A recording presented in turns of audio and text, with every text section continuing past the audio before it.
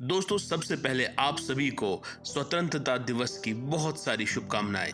इस समय पूरा देश 78th इंडिपेंडेंस डे मना रहा है। ये देश है वीर जवानों का, अलबेलों का, मस्तानों का, इस देश का यारो।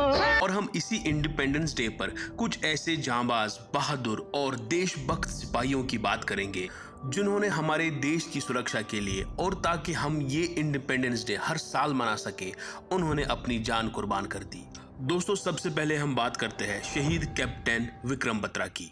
विक्रम बत्रा एक बहादुर ऑफिसर होने के साथ साथ बहुत ही ज्यादा देशभक्त थे और आजादी के लिए उनके लिए एक ही स्लोगन था जो कि बहुत ही ज्यादा मशहूर हुआ है, वो है ये दिल मांगे मोर। विक्रम बत्रा अपने करियर में एक शेर की तरह लड़े और एक जंग के दौरान अपने घायल साथी को निकालते निकालते दुश्मनों ने उनके सीने पर गोली चला दी, लेकिन जांबाज विक्रम बत्रा फिर भी अपने दुश्मनों से लगातार लड़ते रहे और फाइनली जोश, जज्बे और अपने वतन की मोहब्बत के लिए विक्रम बत्रा खड़े हो गए और अपने दुश्मनों से आमने सामने लड़ते रहे। मगर दुर्भाग्य से दुश्मनों की ओर से फेंका गया एक तोपखाने का टुकड़ा उनके सर पर लग गया, जिसकी वजह से वो शहीद हो गए।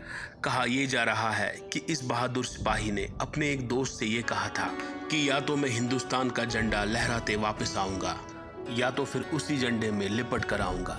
और भारत देश ने उनके सम्मान में उन्हें परमवीर चक्र से नवाजा।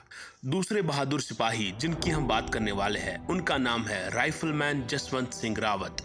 जसवंत सिंह रावत को महावीर चक्र से सम्मानित किया गया था और इस बहादुर सिपाही ने final phase of Indo China war में भाग लिया था, जिस जंग को बैटल ऑफ नूरानाग भी कहा जाता है, जो कि 1962 में लड़ी गई थी। दोस्तों, कहा यह जा रहा है कि राइफलमैन जसवंत सिंह रावत ने ये जंग बड़ी शिद्दत से लड़ी थी और उन्होंने 300 से ज्यादा चाइनीज सिपाहियों को मार गिराया था और इसी जंग के दौरान 17 नवंबर 1962 में वो शहीद हो गए।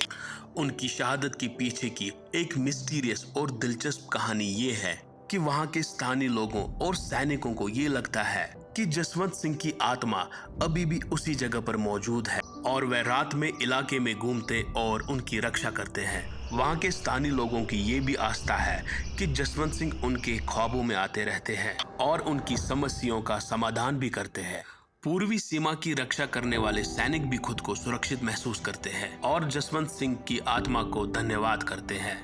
दोस्तों, ये एक आस्था की बात है कि स्थानीय लोग और सैनिक जसवंत सिंह की आत्मा के अस्तित्व पर विश्वास करते हैं। इसलिए जसवंतगढ़ में एक साइन बोर्ड लगा है और उस पर यही लिखा है कि जब आप घर जाएंगे उनको हमारे बारे में कहिए कि आपके कल के लिए हमने अपना आज कुर्बान कर दिया। दोस्तों, वीडियो में इतना ही था। अगर आपको वीडियो पसंद आया, लाइक और सब्सक्राइब करना नहीं भूलना।